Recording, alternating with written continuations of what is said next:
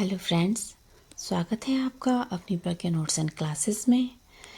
आज की इस वीडियो में हम नई कविता विषय से जुड़े महत्वपूर्ण बहुविकल्पीय प्रश्न हल करेंगे जो आपके एग्ज़ाम के लिए बहुत ही उपयोगी हैं। अगर आप बीए, एमए या प्रतियोगी परीक्षाओं की तैयारी कर रहे हैं तो यह वीडियो आपके लिए बेहद महत्वपूर्ण होने वाला है। तो चलिए बिना समय गंवाए शुरू करते हैं। सबसे पहले हम थोड़ा सा रिवीजन कर लेते हैं, जान लेते हैं नई कविता क्या है। तो नई कविता हिंदी साहित्य की वह काव्य धारा है जो लगभग 1950 के बाद विकसित हुई और इसमें व्यक्ति की संवेदना, आधुनिक जीवन की समस्याएं, अस्तित्ववाद, अकेलापन, तनाव, संघर्ष जैसे विषय प्रमुख रूप से व्यक्त हुए। तो अब सीधे चलते हैं एमसीक्यूज़ की ओर। और ये एमसीक्यूज़ मैंने बहुत सोच समझकर आपके लिए कलेक्ट किए हैं और परीक्षा की दृष्टि से अत्यंत महत्वपूर्ण हैं। तो देखते हैं नई कविता शब्द का सर्वप्रथम प्रयोग किसने किया था। तो हम पढ़ चुके हैं, अक्के जी ने। नई कविता सूक्ष्म के प्रति अति सूक्ष्म विद्रोह है। ये किसका कथन है? ये कथन है रामविलास शर्मा जी का। हम यहाँ पर एक बात और स्पष्ट करते हुए चलेंगे, कभी कभी कन्फ्यूज़न हो जाता है। परीक्षा में एक और कथन है, इसी प्रकार का एक और कथन है जो छायावाद के विषय में डॉक्टर नगेंद्र ने कहा है, और वो कथन है छायावाद स्थूल के प्रति सूक्ष्म का विद्रोह है। तो वो कथन हम याद रखेंगे, वो स्थूल के प्रति सूक्ष्म का विद्रोह है जो डॉक्टर नगेंद्र ने कहा है और वो छायावाद के संदर्भ में कहा है। और ये कथन है नई कविता सूक्ष्म के प्रति अति सूक्ष्म विद्रोह है। ये भी इसी प्रकार का कथन है, लेकिन पर्याप्त इसमें अंतर है, हम ध्यान से समझ लेंगे। और ये कथन है रामविलास शर्मा का जो उन्होंने नई कविता के संदर्भ में कहा है। तो कंफ्यूज नहीं होंगे परीक्षा में। नई कविता के संपादक हैं जगदीश गुप्त और रामस्वरूप चतुर्वेदी, दोनों ही नई कविता के संपादक रहे हैं। एक काव्य आंदोलन के रूप में नई कविता को प्रतिष्ठित करने का श्रेय किसे है? तो नई कविता को जो प्रतिष्ठित किया था वो नई कविता पत्रिका के द्वारा इसकी प्रतिष्ठा की गई थी। साठोत्तरी कविता के लिए निम्नलिखित में कौन सा नाम प्रचलित है? तो हम जानते हैं नई कविता। यह दीप अकेला स्नेह भरा कविता किसकी है? अक्के जी। प्रभु पर तुम तो केवल पथ हो, चलना तो हमको ही होगा। ये इस पंक्ति के रचनाकार कौन है? तो उसके रचनाकार हैं धर्मवीर भारती। अज्ञेय की किस रचना पर उन्हें ज्ञानपीठ पुरस्कार मिला था? तो अज्ञेय जी की रचना थी कितनी नावों में कितनी बार। तो इसी रचना पर इन्हें ज्ञानपीठ पुरस्कार मिला था। नेक्स्ट क्वेश्चन है, निम्नलिखित में कौन सा काव्य संग्रह अज्ञेय का नहीं है? तो हरी घास पर क्षण भर, आंगन के पार द्वार, अरियो करुणा प्रभा में, ये तीनों ही काव्य संग्रह अज्ञेय जी के हैं। और सीढ़ियों पर धूप क्योंकि रघुवीर सहाय जी का काव्य संग्रह है, तो इस हमारा उत्तर हो जाएगा ए, सीढ़ियों पर धूप। बाकी ये तीनों का काव्य संग्रह अज्ञेय जी के हैं। आगे चलते हैं। अज्ञेय निम्नलिखित में किस पत्रिका के संपादक थे? तो अज्ञेय जी प्रतीक, दिनमान, तार सप्तक और तार, इन तीनों के ही संपादक रहे हैं। तो हमारा उत्तर हो जाएगा डी, उपर्युक्त सभी। दुख सबको मांझता है कविता किसकी है? तो हमारा उत्तर है अज्ञेय जी। नई कविता में मुक्तिबोध की स्थिति वही है जो छायावाद में निराला की थी। तो कथन किस समीक्षक का है? नामवर सिंह का।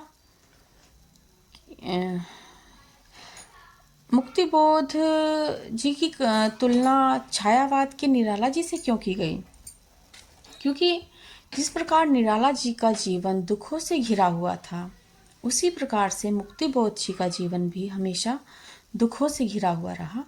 इसलिए इनकी तुलना भी जो छायावाद के सूर्यकांत त्रिपाठी निराला जी के साथ की जाती है। तो किस समीक्षक ने की है? ये नामवर सिंह ने।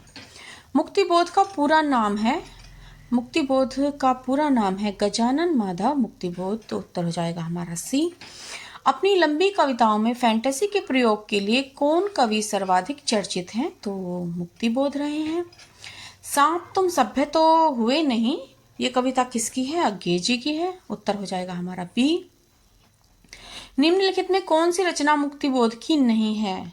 तो अंधेरे में और ब्रह्म राक्षस, चांद का मुंह टेढ़ा, ये तीनों ही रचनाएं मुक्तिबोध की हैं, तो हमारा उत्तर हो जाएगा सी, संसद से सड़क तक, ये रचना मुक्तिबोध जी की नहीं है। ब्रह्म राक्षस, लंबी कविता में ब्रह्म राक्षस किसका प्रतीक है? तो ब्रह्म राक्षस कविता में मुक्तिबोध जी ने ब्रह्म राक्षस जो है वो कुंठित बुद्धिजीवी को ब्रह्म राक्षस का प्रतीक माना है।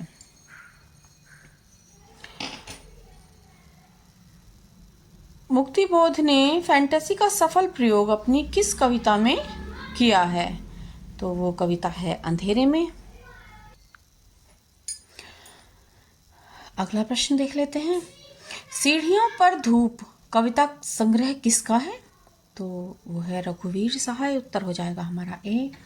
निम्नलिखित में कौन सी रचना रघुवीर सहाय की नहीं है? तो सीढ़ियों पर धूप आत्महत्या के विरुद्ध और लोग भूल गए, जिस पर उन्हें साहित्य अकादमी पुरस्कार भी प्राप्त हुआ है, तो ये तीनों ही रचनाएं रघुवीर सहाय की हैं। भूरी भूरी खाक की धूल, ये रचना रघुवीर सहाय जी की नहीं है, तो हमारा उत्तर हो जाएगा बी। याद रखो, मुक्ति कभी अकेले नहीं मिलती, यदि वह है तो सबके साथ है, कविता किसकी है? ये कविता है मुक्तिबोध जी की। रघुवीर सहाय किस तार सप्तक के कवि हैं? तो रघुवीर सहाय दूसरे तार सप्तक के कवि रहे हैं। सर्वेश्वर दयाल सक्सेना किस तार सप्तक से नई कविता के प्रतिनिधि कवि हुए? तो सर्वेश्वर दयाल सक्सेना तीसरे तार सप्तक से नई कविता के प्रतिनिधि कवि हुए हैं, उत्तर हो जाएगा हमारा सी। नेक्स्ट प्रश्न देख लेते हैं। कविता अपना वक्तव्य स्वयं देती है, कवि की वकालत उसके लिए जरूरी नहीं, कथन किसका है? तो ये कथन है सर्वेश्वर दयाल सक्सेना, उत्तर हो जाएगा हमारा डी। धूमिल किसका उपनाम है? सुदामा पांडे धूमिल, तो इसमें उत्तर है हमारा ए। धूमिल की किस रचना पर साहित्य अकादमी पुरस्कार प्राप्त हुआ? तो धूमिल की रचना संसद से सड़क तक पर उन्हें साहित्य अकादमी पुरस्कार प्राप्त हुआ था। नेक्स्ट क्वेश्चन है, निम्नलिखित में कौन सी रचना धूमिल की नहीं है? तो इनमें से धूमिल की संसद से सड़क तक, कल सुनना मुझे, आत्महत्या के विरुद्ध, ये तीनों ही रचनाएं धूमिल की। इसमें सुदामा पांडे का प्रजातंत्र रचना धूमिल की नहीं है। मुक्तिबोध का निधन 1964 में हुआ था। इसी वर्ष किस प्रसिद्ध राजनेता का निधन हुआ है? अगला प्रश्न हम देख लेते हैं। तो जिस वर्ष मुक्तिबोध का निधन हुआ था, उसी वर्ष हमारे प्रथम प्रधानमंत्री जवाहरलाल नेहरू का भी निधन हुआ था। तो 1964 में निधन हुआ था जवाहरलाल नेहरू, उत्तर हो जाएगा हमारा डी। नरेश मेहता को उनकी किस रचना पर ज्ञानपीठ पुरस्कार प्राप्त हुआ था? तो वो रचना थी, कोई एक विशेष रचना के लिए नहीं मिला था, बल्कि संपूर्ण रचना कर्म के लिए उन्हें ज्ञानपीठ पुरस्कार प्राप्त हुआ था। नई कविता का प्रकाशन वर्ष क्या है? तो 1954 के बाद का जो समय है वो नई कविता का समय है। निम्नलिखित काव्य कृतियों के रचनाकार बताइए। रचना है कनुप्रिया। कनुप्रिया किनकी रचना है? उत्तर हो जाएगा हमारा बी, धर्मवीर भारती। संशय की एक रात, नरेश मेहता, इनको थोड़ा जल्दी से देख लेते हैं। उर्वशी, दिनकर, गीत फरोश, भवानी प्रसाद मिश्र, ठंडा लोहा, धर्मवीर भारती, कुआनो नदी, सर्वेश्वर दयाल सक्सेना। शोक गीत सोनेट के लिए कौन सा कवि प्रसिद्ध है? तो वो त्रिलोचन। और आगे हैं इसमें काव्य कृतियों के रचनाकारों का चयन कीजिए। तो चूका भी नहीं हूं मैं, चूका भी नहीं हूं मैं, तो इसके रचनाकार हैं शमशेर बहादुर। अगला प्रश्न देख लेते हैं। खुशबू के शिलालेख भवानी प्रसाद मिश्र, अंधायुग धर्मवीर भारती, गर्भ हवाएं सर्वेश्वर, आत्मजयी कुंवर नारायण, खूंटियों पर टंगे हुए लोग, तो ये है सर्वेश्वर दयाल सक्सेना। हंसो हंसो जल्दी हंसो, ये हैं रघुवीर सहाय। अनुभव के आकाश में चांद, ये रचना है लीलाधर जंगूड़ी की। ताप के ताए हुए दिन के रचनाकार हैं त्रिलोचन। मिट्टी की बारात शिव मंगल सिंह सुमन। लोग भूल गए रघुवीर सहाय, जिस पर इन्हें साहित्य अकादमी पुरस्कार भी प्राप्त हुआ है। दिनकर को उनकी किस रचना पर ज्ञानपीठ पुरस्कार मिला था? तो वो रचना थी उर्वशी। उत्तर हो जाएगा हमारा ए। निम्नलिखित में किसे भारत भारती सम्मान नहीं मिला? तो नागार्जुन, रामविलास शर्मा, धर्मवीर भारती, ये तीनों ही भारत भारती सम्मान से पुरस्कृत हैं। तो इनमें उत्तर हो जाएगा हमारा बी। मुक्तिबोध हैं जिन्हें भारत भारती सम्मान नहीं प्राप्त हुआ। अपने संपूर्ण रचना कर्म के लिए साहित्यकार को भारत भारती सम्मान किसके द्वारा दिया जाता है? तो ये दिया जाता है उत्तर प्रदेश सरकार। अगला प्रश्न देख लेते हैं। निम्नलिखित में किसे साहित्य अकादमी पुरस्कार नहीं मिला?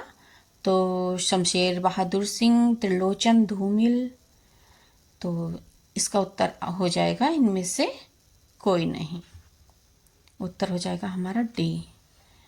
हरिवंश राय बच्चन को निम्नलिखित में कौन सा पुरस्कार सम्मान नहीं प्राप्त हुआ?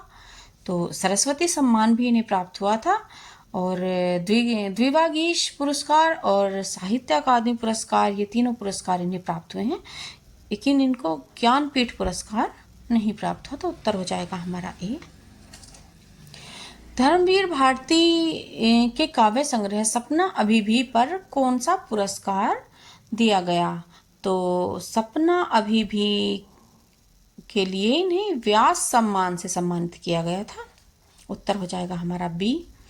नई कविता के प्रणेताओं में एक जगदीश गुप्त को सन 1997 में कौन सा सम्मान दिया गया? तो उनको मिला था भारत भारती सम्मान। निम्नलिखित में कौन साठोत्तरी कविता का कवि नहीं है? तो साठोत्तरी कविता के कवि बालकृष्ण शर्मा नवीन नहीं है, बाकी ऋतुराज विजेंद्र और केदारनाथ सिंह ये साठोत्तरी कविता के कवि हैं। और क्योंकि बालकृष्ण शर्मा नवीन हम पढ़ चुके हैं, राष्ट्रीय सांस्कृतिक चेतना के कवि हैं, तो हमारा उत्तर हो जाएगा ए, बालकृष्ण शर्मा नवीन। जमीन पक रही है किसकी रचना है? तो वो है केदारनाथ सिंह की। चैत की लाल टहनी किसकी रचना है? वो है विजेंद्र। एक दिन बोलेंगे पेड़ रचना के कवि हैं राजेश जोशी। और पहाड़ पर लालटेन कविता संग्रह किसका है? वो है मंगलेश डबराल। उत्तर हो जाएगा हमारा ए। नई कविता क्या है वास्तव में? एक परंपरा, एक विचारधारा, एक प्रवृत्ति या एक आंदोलन। तो उत्तर हो जाएगा हमारा एक आंदोलन। नई कविता एक आंदोलन है। तो ये थे नई कविता से जुड़े महत्वपूर्ण एमसीक्यूज। और ऐसे ही महत्वपूर्ण प्रश्नों के लिए चैनल को लाइक करें, शेयर करें, सब्सक्राइब ज़रूर करें और नेक्स्ट वीडियो के लिए कमेंट करें। अगर आप चाहते हैं कि कोई विशेष टॉपिक जिस पर एमसीक्यूज लाए जाएं, तो प्लीज़ कमेंट करें।